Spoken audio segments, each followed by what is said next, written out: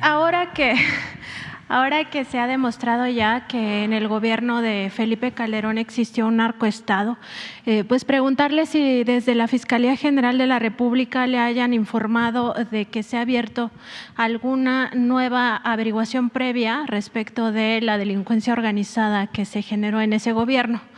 Esto se lo pregunto, presidente, porque si la Fiscalía General de la República investiga delincuencia organizada, podría citar al expresidente Felipe Calderón a pues rendir cuentas ante esta autoridad, sobre todo ante el Ministerio Público Federal, y ahí pues explicar no solo la relación que tuvo con Genaro García Luna, sino también, por supuesto, qué participación tuvo él en este narcoestado.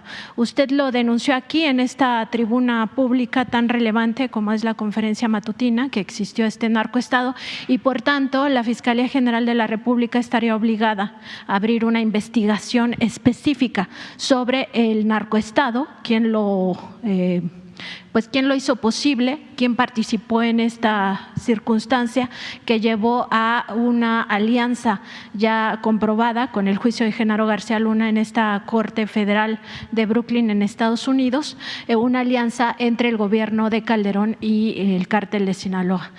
También preguntarle, presidente, si usted pues le pediría de forma respetuosa y respetando la autonomía de la Fiscalía General de la República al fiscal Hertz Manero que pudiera asistir a esta conferencia pues para que nos dé un detalle de todo lo que se está haciendo. Se sabe que desde hace tiempo investigan a Genaro García Luna y su camarilla, pero no se sabe hasta dónde se está investigando este narcoestado, y este es un tema pues que le compete a todos los mexicanos, que hay muchísima necesidad de información, tenemos derecho a la información los mexicanos y mexicanas, y que se pudiera explicar hasta dónde podrían llegar las investigaciones aquí en México, que son distintas a lo que se lleva en Estados Unidos, porque finalmente la Fiscalía aquí pues ha abierto sus propias investigaciones.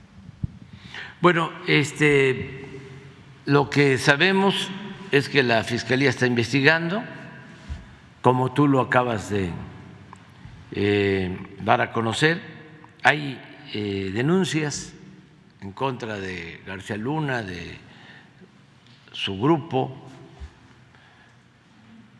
en la Fiscalía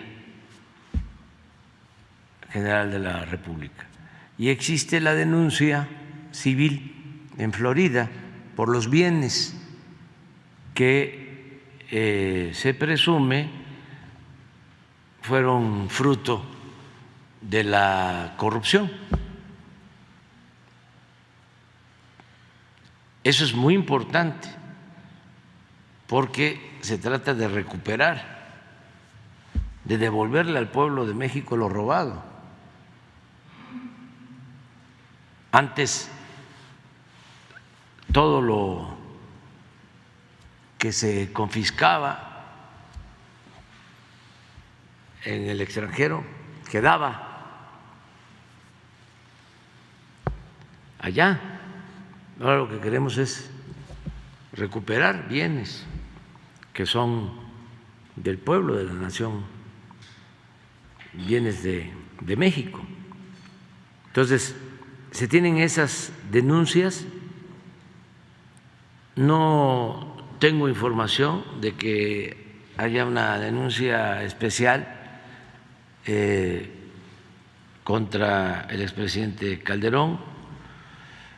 Ya ustedes saben que nosotros no vamos a presentar una denuncia así porque hicimos el compromiso de que se le tenía que preguntar a la gente, por eso se hizo una consulta, aunque millones de mexicanos votaron para que se investigara a los expresidentes. No fue vinculatoria porque no se alcanzó el porcentaje que establece la ley, y nosotros fuimos muy claros desde el principio, desde que tomé posición, de que no íbamos nosotros a perseguir a nadie, que no es muy fuerte la venganza, Presidente, en este caso tendría la Fiscalía que abrirlo de oficio, porque finalmente la denuncia pública ya se hizo y fue un narcoestado, ya está comprobado que allá en la Corte Federal de Brooklyn se le encuentra culpable de los 5 cargos, son todos los cargos que le imputó el gobierno de Estados Unidos a Genaro García Luna. Se le hubieran podido imputar muchas más cosas, pero al menos de estos 5 cargos, entre ellos haber participado en una empresa criminal de forma continuada, que es equiparable al delito de delincuencia organizada en México, pues fue uno de los cargos y es por esta alianza con el cártel de Sinaloa. Sí, pero puede ser que ya en la denuncia esté incluido,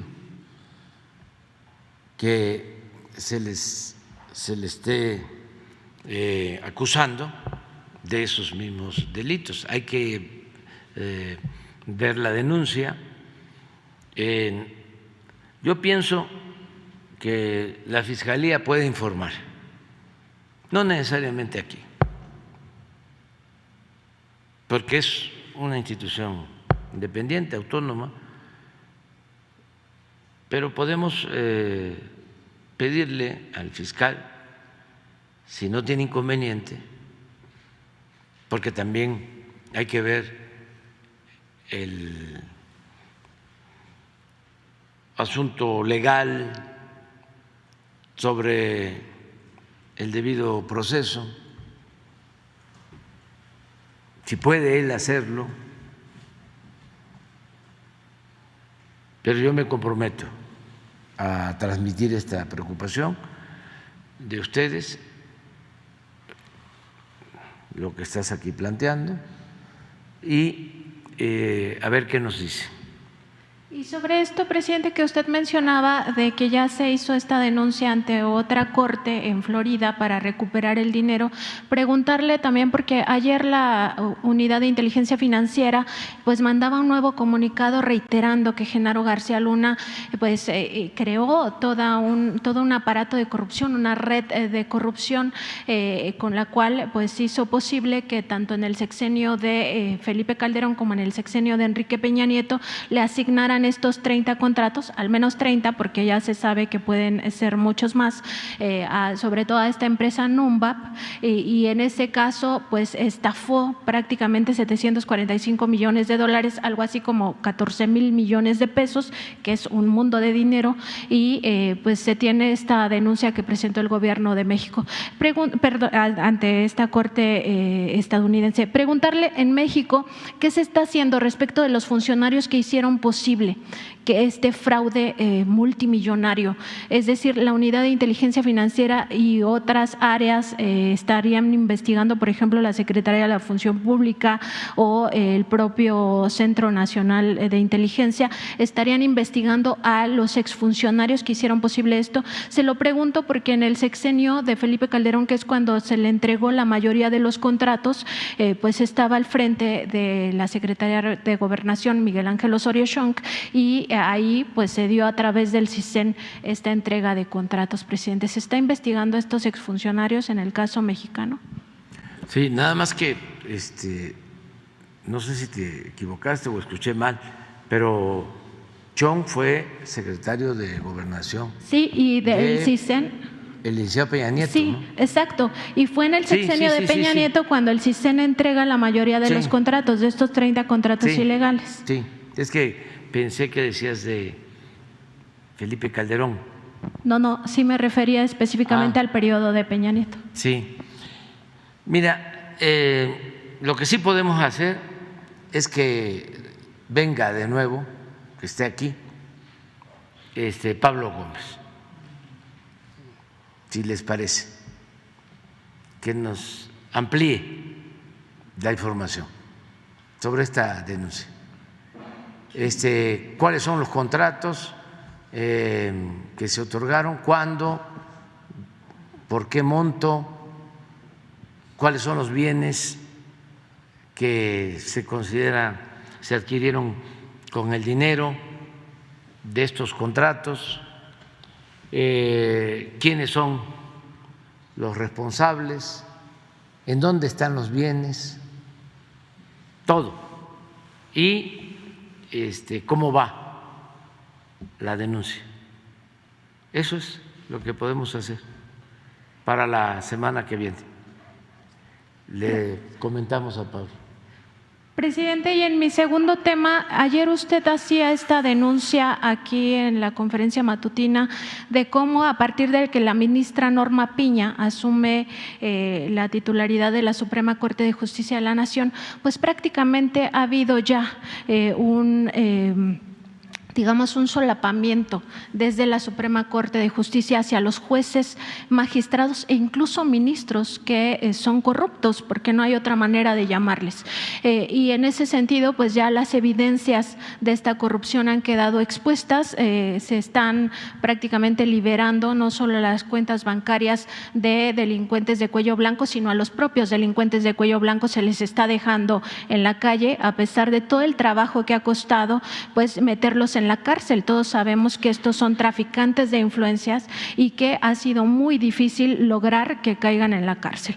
Entonces, preguntarle, presidente, si no es momento ya que desde aquí, desde esta tribuna, se dé a conocer los nombres de estos juzgadores que se han vendido al mejor postor, que son corruptos y que están haciendo todas estas liberaciones. Se ha hecho en otros momentos, pero digamos que son caso por caso, pero aquí lo que necesitamos es conocer hasta dónde llega esta corrupción en el Poder Judicial. Está claro que la ministra Norma Piña pues no va a hacer ninguna reforma al Poder Judicial que tanto se necesita, porque ya está solapando a estos corruptos. Presidente, muchas gracias.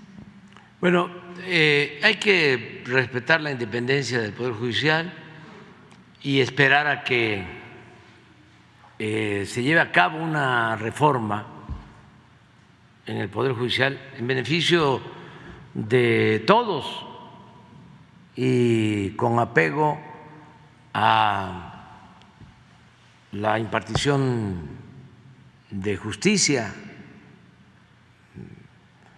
pronta, expedita, verdadera. Entonces, tiene que llevarse a cabo una reforma. Es indudable que existe mucha corrupción en el Poder Judicial, como en los otros dos poderes. La diferencia es que en el Poder Legislativo ya ha habido cambios. Ya no hay moches como había antes, de que incluso hasta le daban dinero a cada diputado por los votos. Eso no hace falta presentar pruebas, es de dominio público. Aquí podrían venir legisladores a narrarnos cuánto les daban y por qué motivo. Bueno, de manera sencilla, hemos hablado de que durante 3 años consecutivos, estando Carstens en Hacienda, aprobaron los diputados de ese entonces el presupuesto público por unanimidad. ¿Cómo lo hicieron?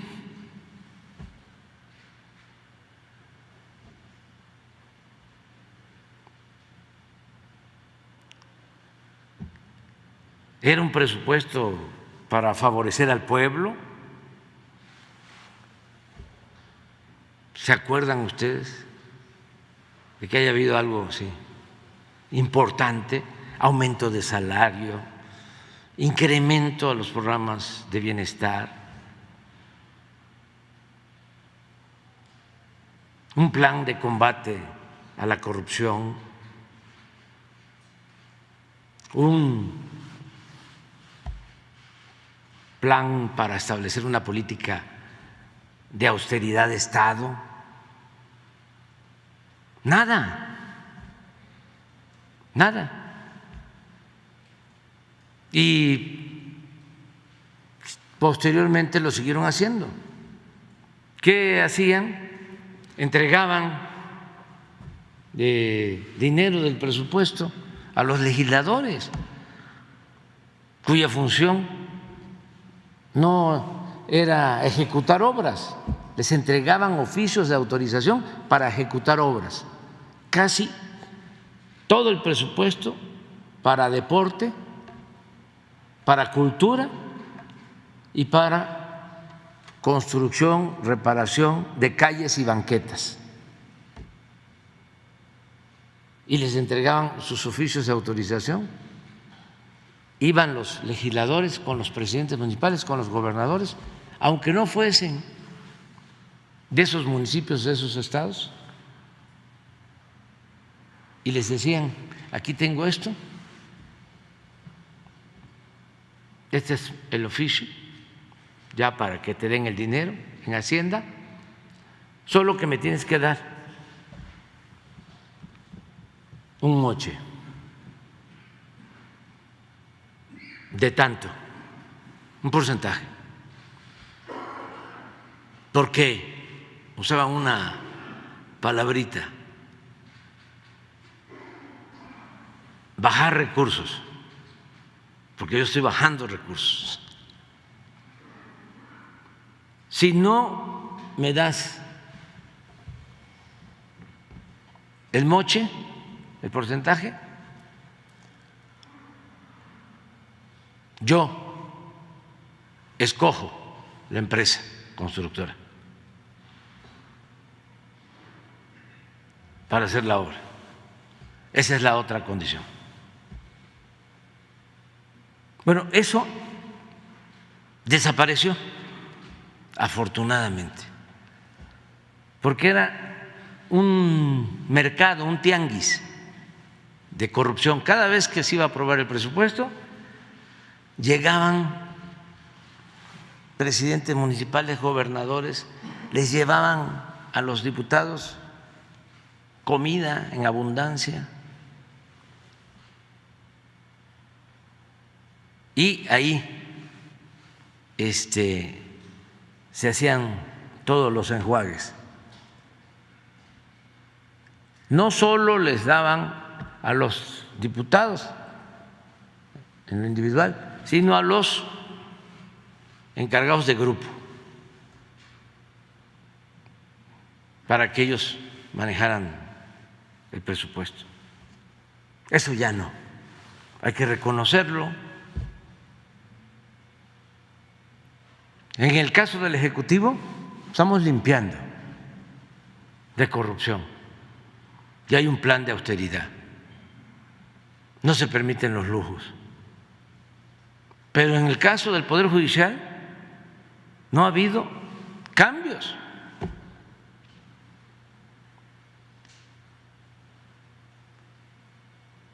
Al contrario, lo que está saliendo es de que se le está dando libertad a presuntos delincuentes, de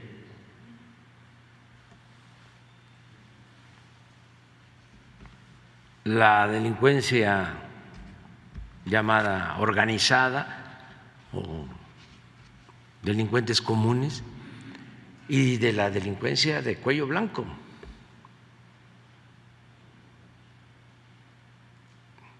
Porque son dos fuentes de corrupción: lo que tiene que ver con el narcotráfico y lo que tiene que ver con el robo en los gobiernos.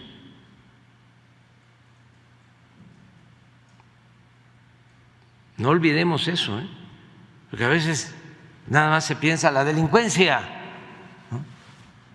Los capos o jefes de grupos o de carteles, y la otra delincuencia, que no perdían ni siquiera su respetabilidad.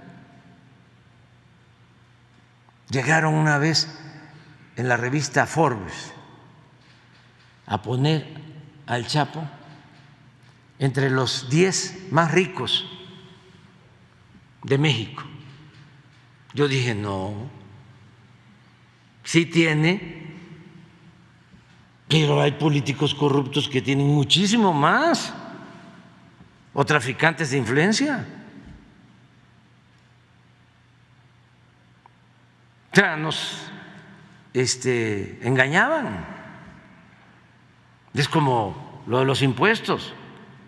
No pagan impuestos los ambulantes, los de la economía informal. Ese es el problema.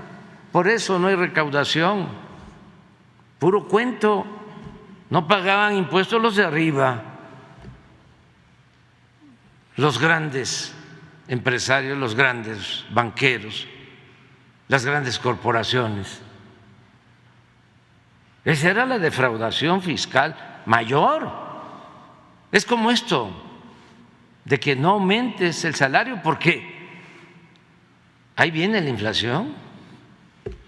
O lo que dijo el anterior secretario de Hacienda, de que si aumentaba la gasolina, no afectaba al pueblo porque la mayoría de la gente no tenía automóviles.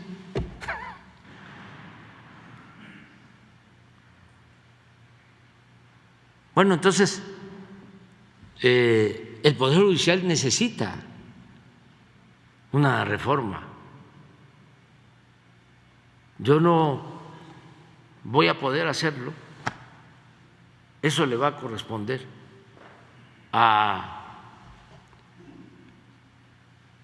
quien me sustituya, porque el Ejecutivo podría de dos maneras llevar a cabo un cambio o iniciar un proceso, si es que no lo llevan a cabo al interior del Poder Judicial, que podrían hacerlo ellos mismos. Para eso es la judicatura. Es una institución del Poder Judicial para vigilar el recto proceder de jueces, de magistrados, de ministros. Nada más que esa institución no hace nada.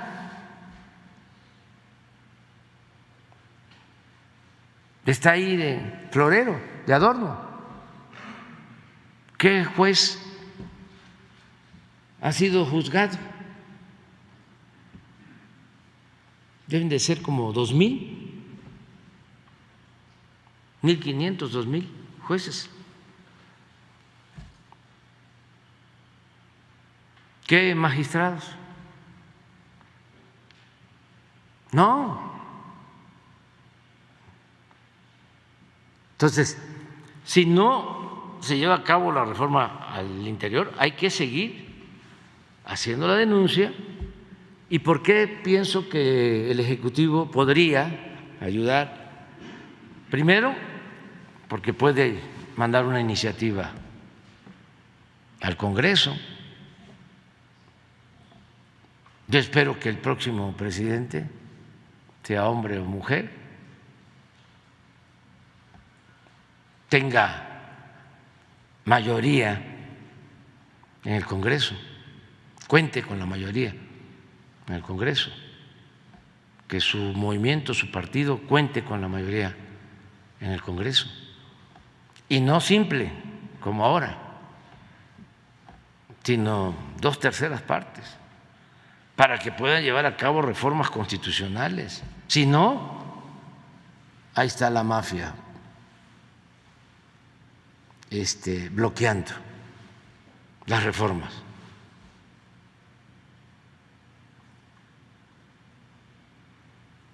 Entonces, sí podría hacer una reforma constitucional. Nosotros no vamos a poder, primero por el tiempo y segundo porque no tenemos 2/3 partes. Otra posibilidad es que el titular del Ejecutivo es el que propone las ternas para el cambio de ministros cuando se van venciendo sus tiempos, sus periodos. A mí me tocaron proponer 4. no me fue muy bien, que digamos, porque mi propósito era, lo pensé, dije, no voy a enviar una iniciativa porque se debe de respetar la independencia del Poder Judicial, pero sí puedo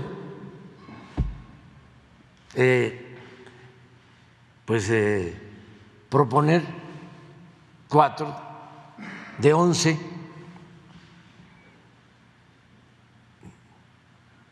y lograr con ellos impulsar de arriba hacia abajo, aunque no es fácil,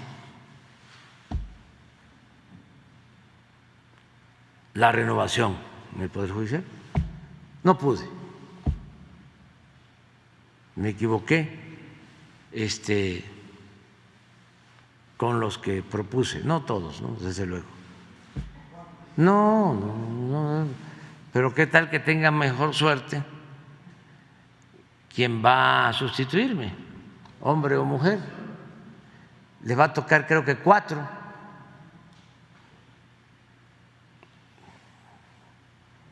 Entonces, también no es todo el Poder Judicial, eso es la Suprema Corte, nada más. Pero son las dos vías, ¿no? Una reforma constitucional o que se tenga mayoría de ministros, mujeres y hombres, íntegros, no empleados del poder económico o del poder político, sino verdaderos impartidores de justicia, incorruptibles.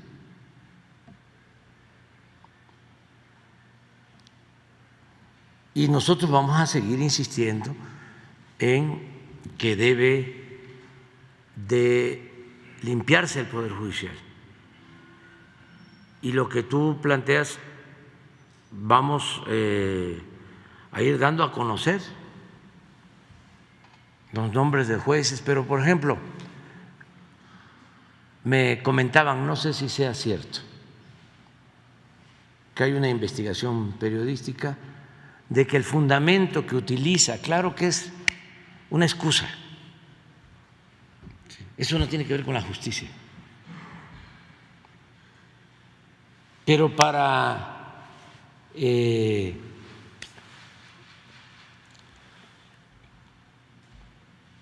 tomar la decisión de descongelar las cuentas de la esposa de García Luna, utilizan una tesis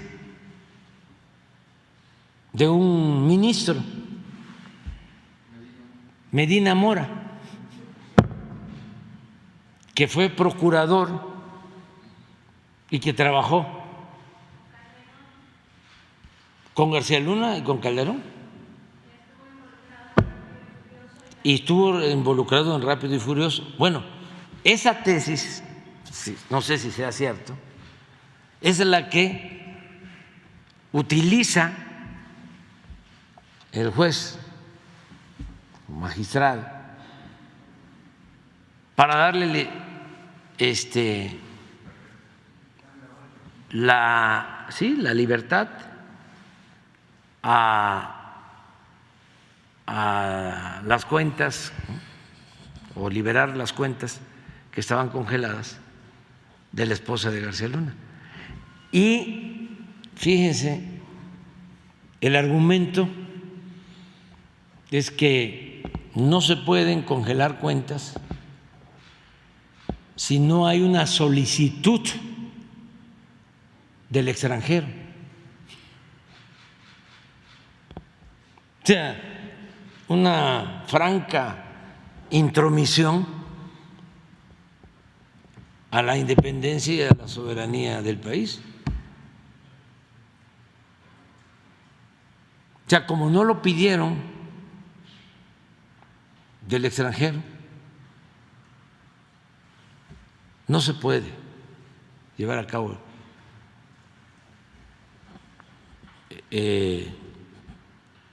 la retención o congelar esas cuentas. Pero todo está así. Entonces se requiere un cambio y hay que seguir denunciando y dando a conocer los nombres de los que actúan de esta manera, ¿no? No todos en el Poder Judicial, pero sí es un poder del viejo régimen, es un poder que no cambió, es un poder del régimen neoliberal corrupto que requiere una renovación tajante, decisiva. Ese es mi punto de vista, ¿no?